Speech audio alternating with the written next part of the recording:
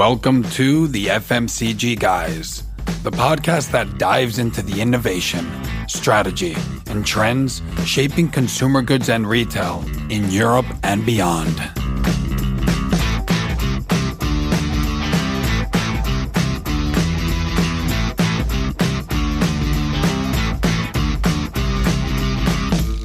Hello, everyone. Daniel Torres here, host of the FMCG Guys podcast.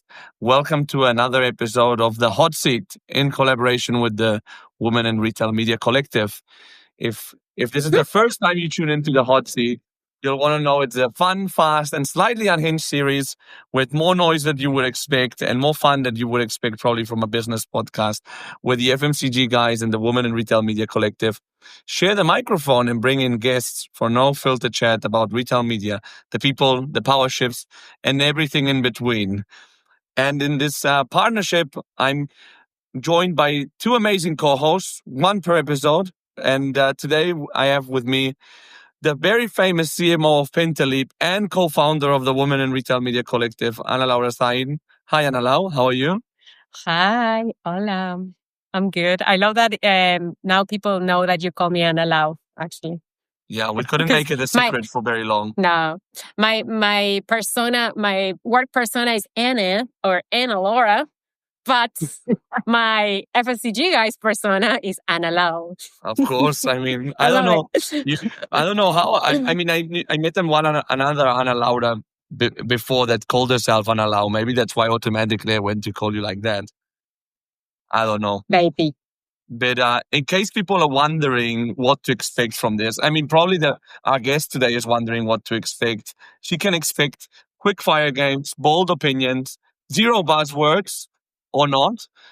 Think retail media ping pong, spicy true or false debates, mystery influencer guessing, and hot takes on leadership, strategy, and what still needs to change in retail media and maybe even in the world. So without further ado, let's welcome today's guest, who's Morgan Chapman from Fluent. She's the strategic partnerships leader there. And she's also the North America's chapter lead and Women in Retail Media Collective. Hi, Morgan. Hey, thanks for having me. I'm so excited to be here. And I have to say, I actually am a ping pong champion. So really excited for that part of the segment to really lean in. So fire the questions away. I'm excited. I'm prepared. I feel like I am going to knock this out of the park. I'm such a terrible ping pong player as well. So Same.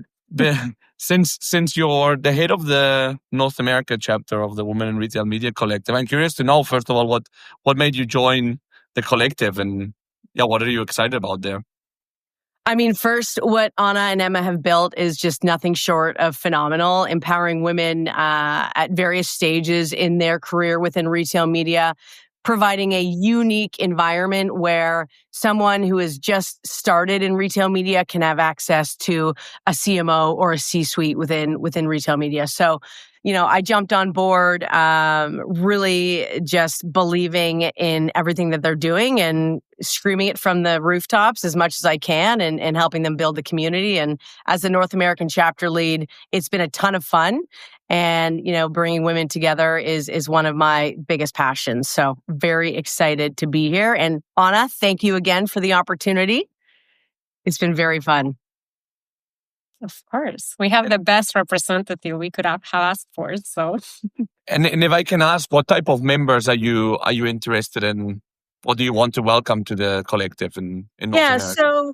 So great question. Various, I like to say diverse individuals, from brands, retailers specifically, RMN tech partners, agencies, whether that's from a media perspective or data, platform providers. So really, full ecosystem. The requirement is, are you in retail media?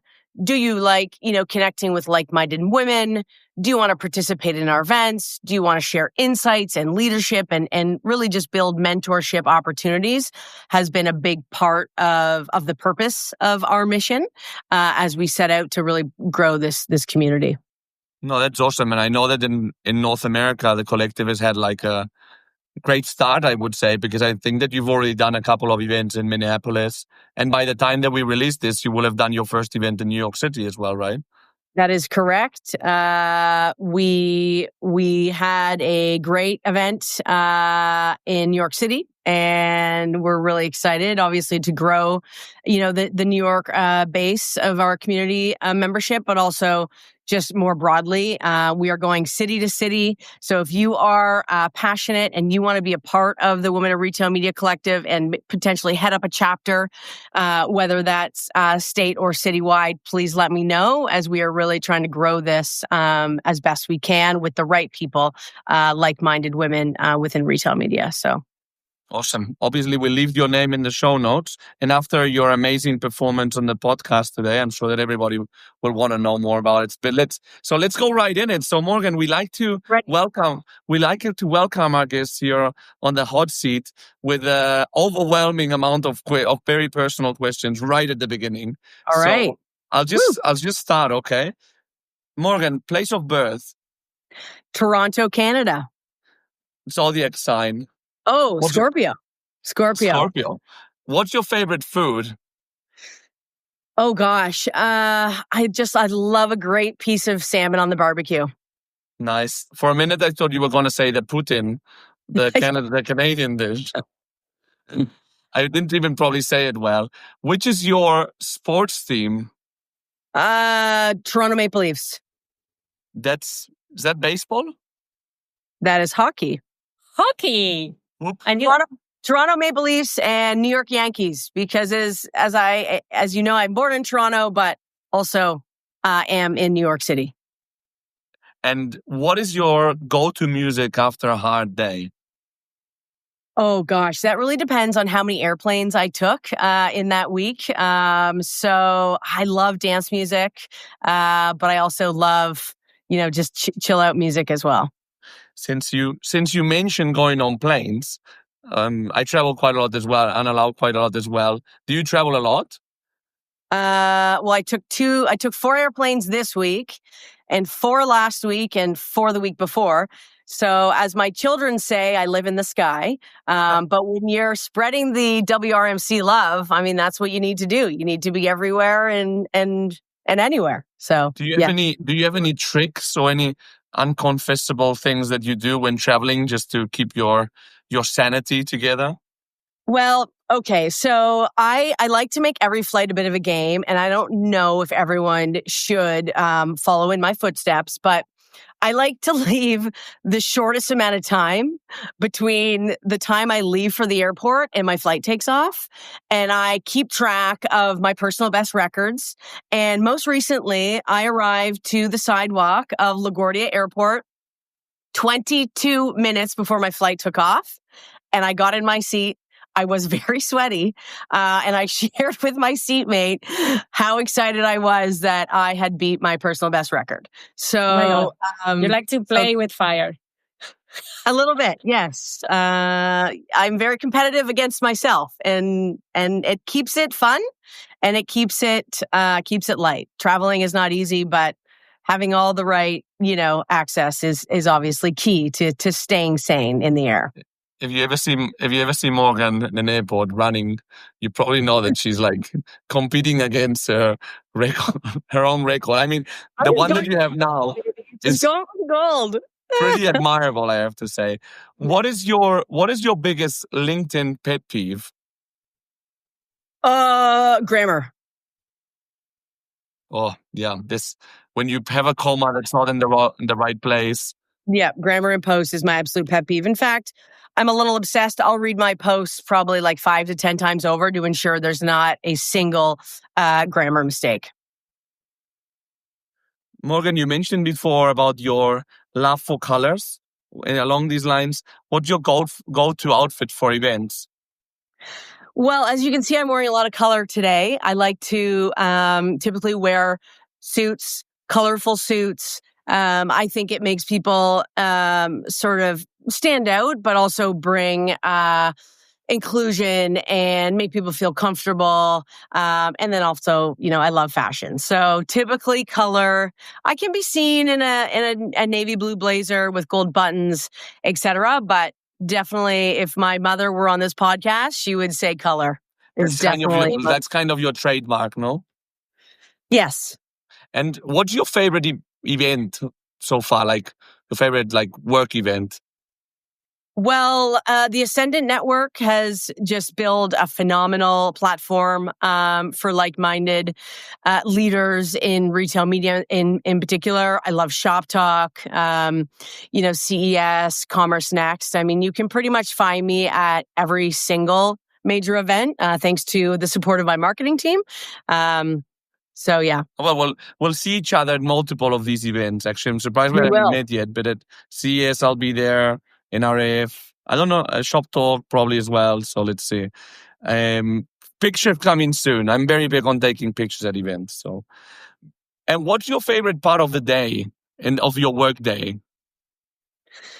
My work day, I love to start every day with a really good workout that kind of sets the stage for the day. I typically don't miss one. That's my mental sanity check that fuels my passion-driven ambitions throughout the day. But I love lunch because the mornings are crazy. And I also love, when I get to see my kids in the evenings when I'm not in the air. So,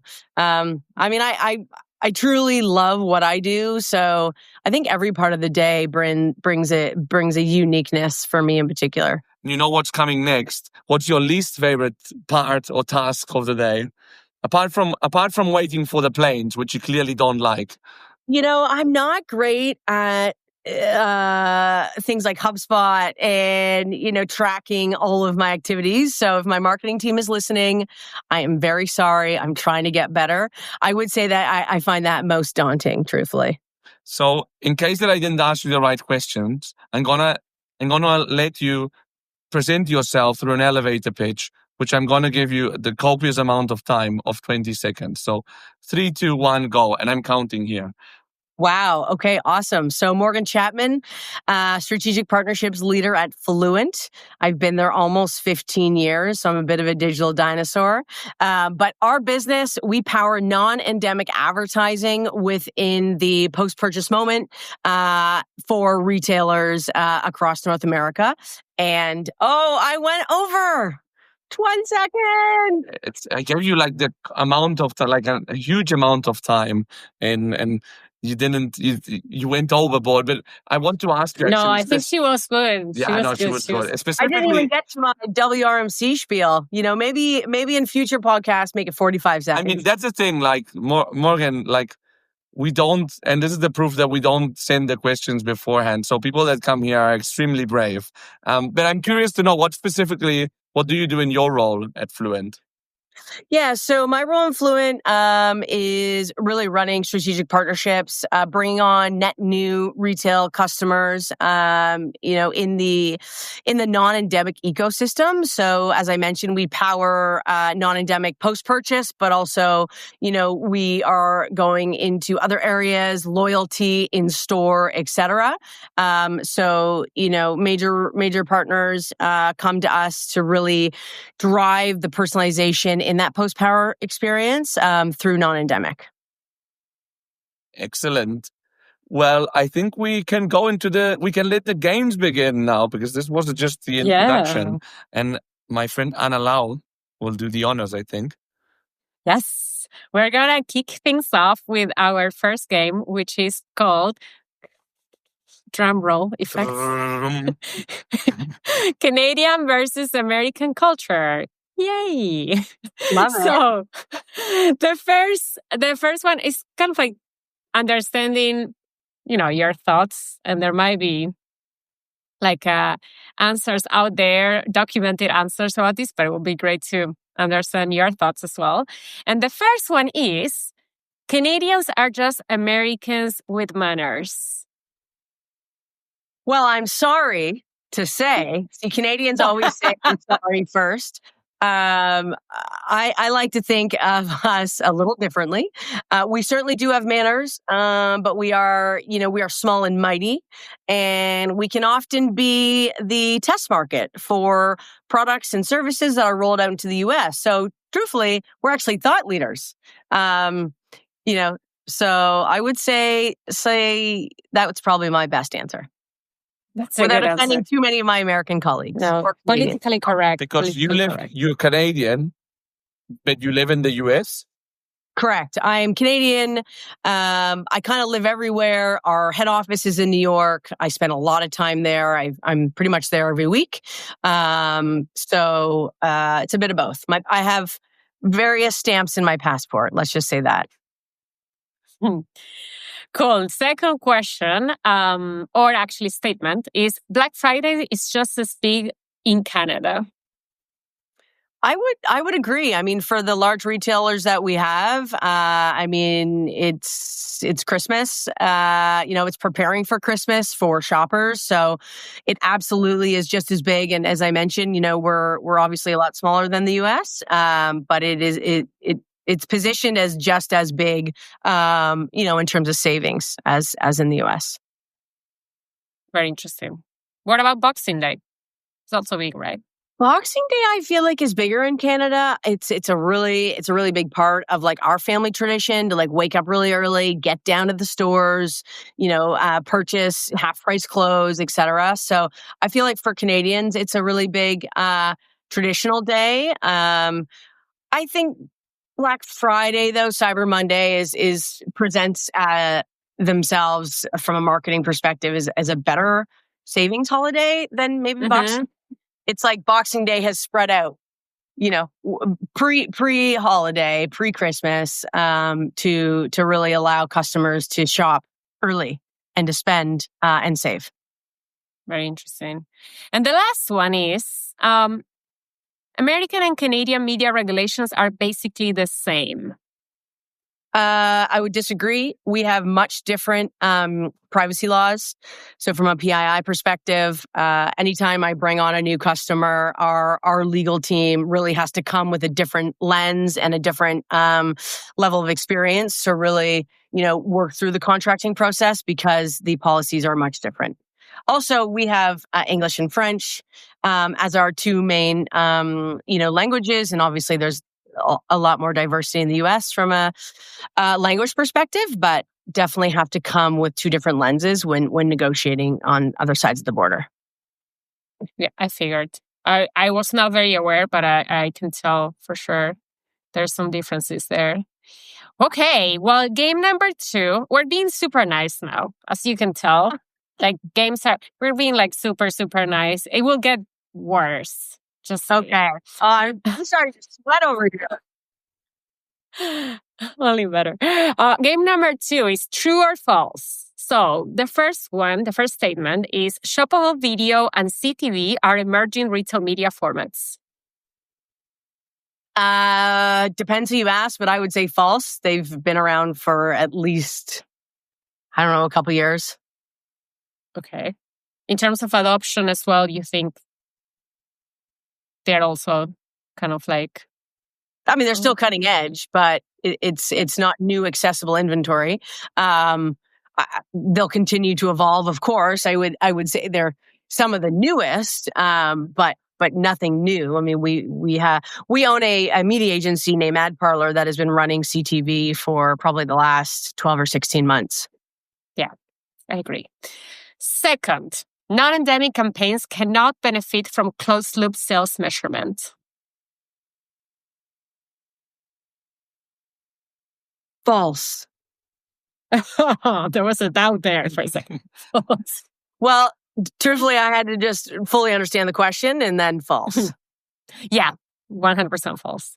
Okay, and then we'll dig into that a little bit in a second. But the third one is many endemic advertisers are already saturating the inventory. So non-endemic lets retail media networks expand the mix. I would definitely agree. It unlocks non-endemic, not to get too salesy, certainly unlocks a new profit stream for retailers that have been, in market for the last couple of years. I think there's a lot of growth opportunities within endemic. Certainly in-store represents a really big part of growth.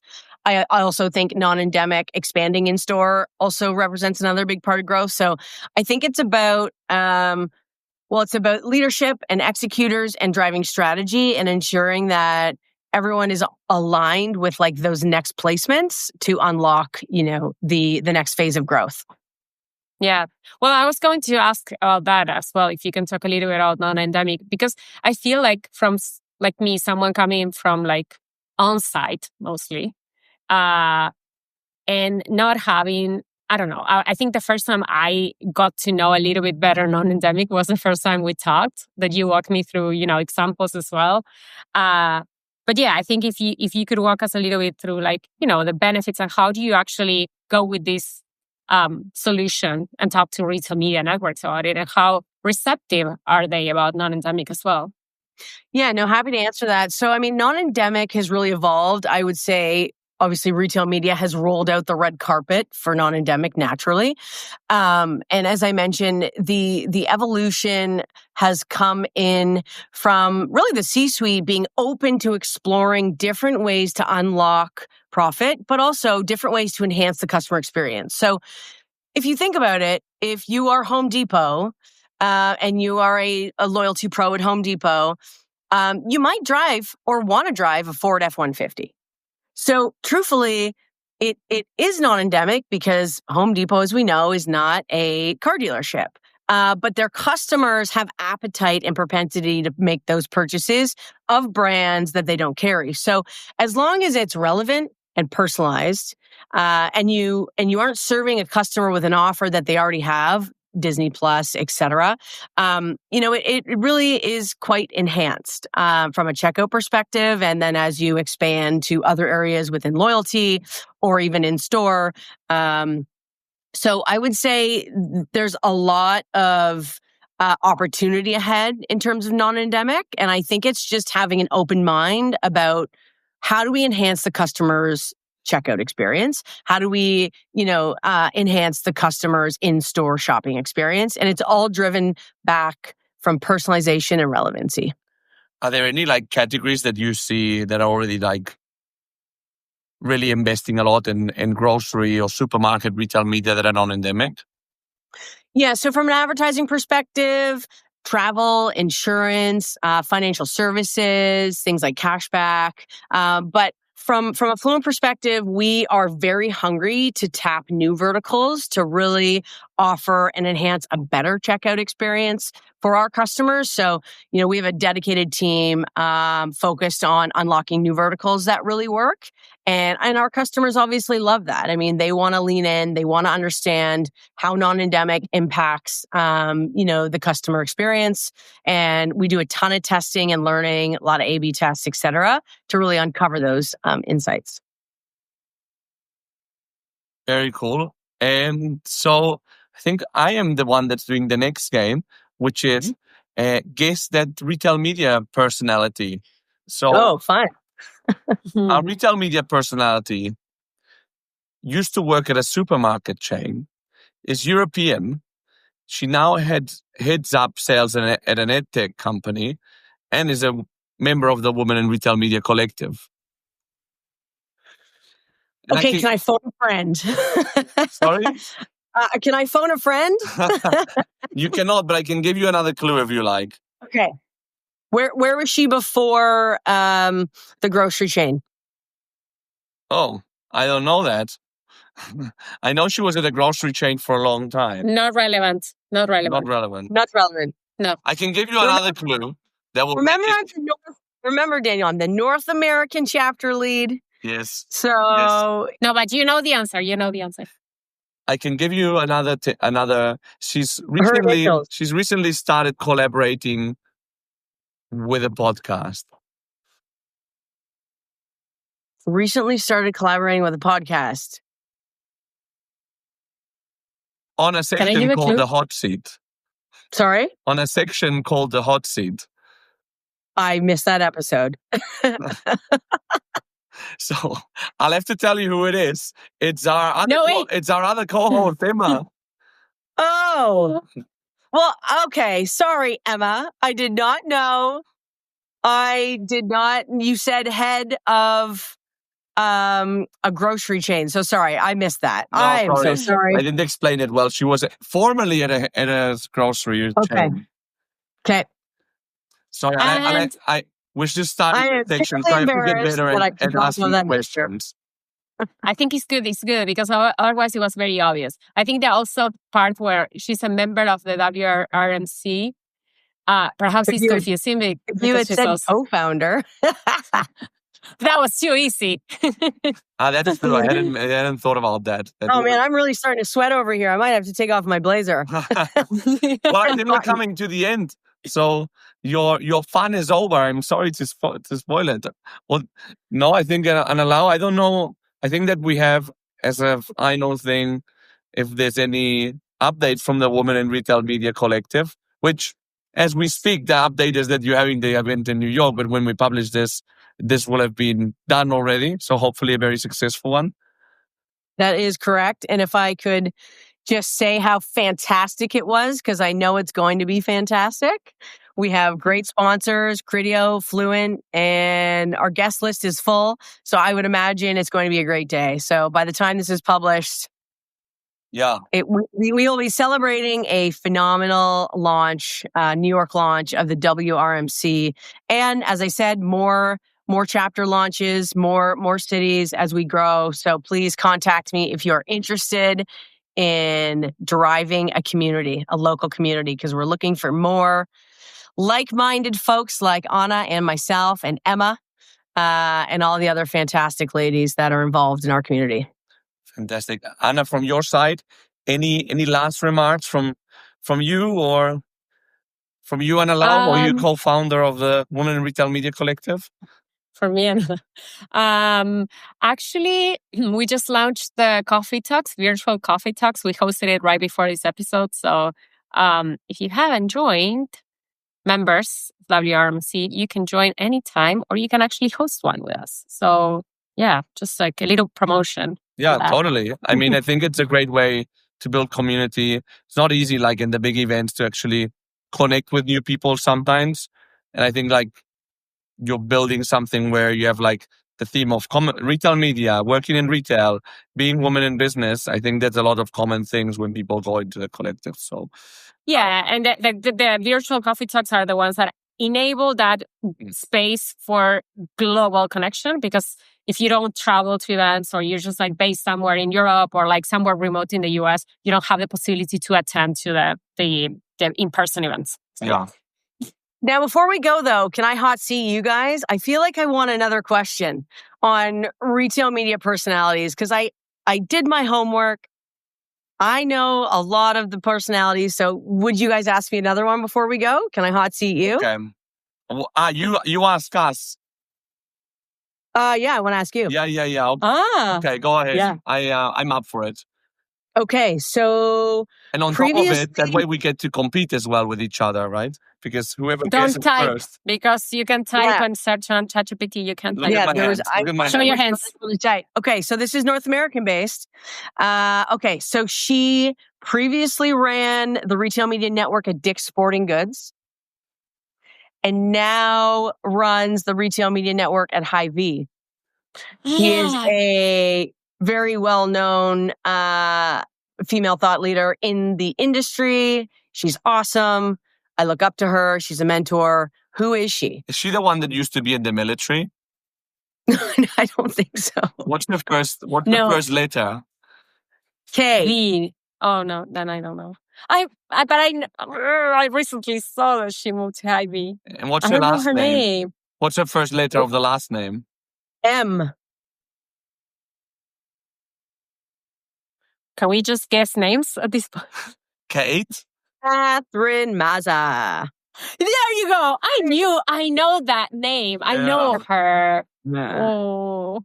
Anyway, she's awesome. Daniel, we're not doing well with this. Well, can we edit? We'll say hi to Catherine from here. And can we invite her? And extend an invitation to join the hot seat as well. We'd love to have you, Catherine, in any future occasion. Morgan, put in a good word for us, please. Yes. I will. Excellent. Well, thanks a lot, Morgan. Thanks for daring to come on before really knowing what you were getting into. And allow another one in the bag, another session of fun. I think this will be a good one. Yeah. I knew it was going to be a good one. Yeah, no? Exactly. Yeah. It was super fun. Thanks, guys. Appreciate it. Thanks, everyone. Thanks for tuning in. We'll see you in the next episode of The Hot Seat and the FMCG Guys podcast. And don't forget to join the Women in Retail Media Collective. Exactly. Links in the show notes everywhere.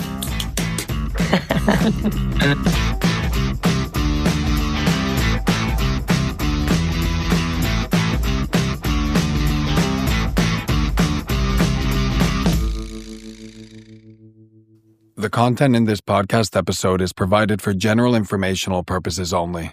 By listening to our episode, you understand that no information contained in this episode should be construed as advice from Dwyer Partners SL, doing business as the FMCG Guys, or the individual author, host, or guests, nor is it intended to be a substitute for research on any subject matter.